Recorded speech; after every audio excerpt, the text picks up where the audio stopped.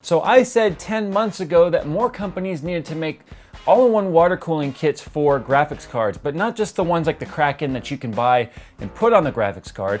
Manufacturers need to start making these and shipping them with the cards. And what do you know? Now a lot of different companies are actually doing that.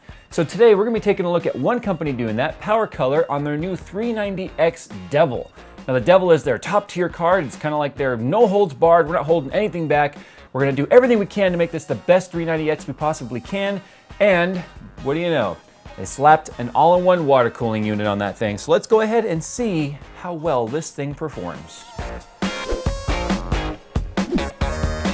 The Mastercase 5 and Mastercase 5 Pro from Cooler Master combines modularity with creativity, giving you the freedom to build it your way. Make it yours by clicking the link down in the description. So there it is, right there in all of its glory, the Radeon R9 390X Devil Hybrid from PowerColor. And before we talk about the cooler on this thing, because that's really what the focus of this video is going to be about, there's a lot of 390Xs out there, a lot of 390X videos, and this one here is going to offer, you know, PowerColor's twist on the overclocking, the memory speed, but obviously the cooling is really the star of the show on the Devil 390X. Now the core clock on this thing is factory overclocked to 1100 megahertz, but obviously we're going to push that farther, so we will be doing stock tests and overclock tests on this. The memory on this thing is running at 1525 megahertz times 4 for a 6100 megahertz effective. And then of course that memory is operating on a wide 512-bit memory bus. GPU power is supplied by an 8-pin and a 6-pin PCI Express power cable. So it's not running a dual 8-pin like a lot of other 390Xs are. So that's going to be compatible with a lot more PSUs. Although pretty much every PSU that you buy in the last 5 years is going to have at least an 8-pin and a 6-pin. Most of them are going to have dual 8-pins or even, you know, Crossfire and SLI compatible. So plenty of PCI Express power. You don't have to worry about that. But you can see here we do have a fan on the shroud. So we're going to go ahead and move on over to the cooler and some of the aesthetics of the card because, again, like I said, that's the star of the show. Now it does have a fan here that is blowing down on the power delivery. So it's blowing down on the VRMs and MOSFETs and the caps, the chokes. So you're going to be keeping power delivery as cool as possible, which tends to be really, quite honestly, the weak point in a lot of Radeon graphics cards. They are very power hungry, they get very hot, and the VRMs typically are the part that starts to get the most degradation over time with heat because a lot of the air coolers are not adequately cooling the VRM.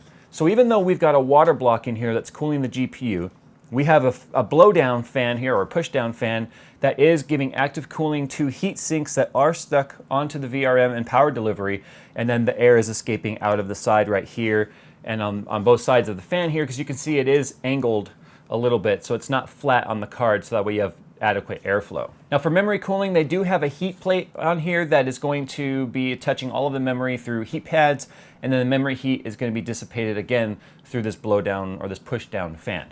Now the memory doesn't tend to get too hot, so it's not going to be a big deal that it's not more actively cooled, but it is nice to see that they put at least that heat spreader on there so that you're not dealing with chips just sitting there kind of fending for themselves. There is going to be heat transfer through heat pads that we can see attached to those RAM chips. Now the back plate on this thing, as you can see, it does cover the full length of the card. You've got kind of a three-tone thing going on here, more of a blood red, a gunmetal color, and then a black. It is a brushed look to it, so it does look very, very nice. When it comes to the metal quality. The colors are going to be something that is going to be completely subjective. I'm not a fan of the three-tone color. I think just brushed metal looks the best personally, but maybe this is more what you're into. You might have a clash with some aesthetic builds depending on, you know, what it is you're looking for in a backplate, because after all, once you put this in your system, at least in traditional cases, that's going to be what you see the most, not this part right here. Now for the radiator and the tubing to the block, it looks like it is using a 1/4 inch inner diameter hose, which is smaller than what I've seen other brands using, but that would be more than enough to keep this unit cool, because you're not going to be having long distances where the smaller inner diameter can increase the actual head pressure of the pump, but that's not going to be a problem on something this size. Once again, something I do like to see though is the radiator fan is being supplied power by the GPU. So you don't have to worry about trying to find another header on your motherboard or converting this to a Molex adapter to try and power your fan and then having it run at constant speeds of, you know, it's too fast or too slow. It is going to be an intelligent fan that ramps up and slows down with the load of the GPU, as well as the fan on the cooler. So these are being smart controlled by the fan curve built in with the software, and you can control the speed of the fans by messing around with either MSI Afterburner or Catalyst Control Center. You can actually control the fans. The last thing to mention aesthetically is it does not light up. There are no lights on this thing, there's no bling, and the shroud is made out of like an ABS plastic. It's not exactly the most elegant looking of designs, but we'll kind of come around to that at the end, because what matters now is how well does the damn thing perform. So we're going to go ahead and show some slides on this one. We'll talk about a couple key points at the end of it. I don't think there's a reason to actually do a walkthrough of the charts like we typically do. I'm going to keep this video a little bit more concise, and then we'll talk about my opinion on the card at the end. Transition.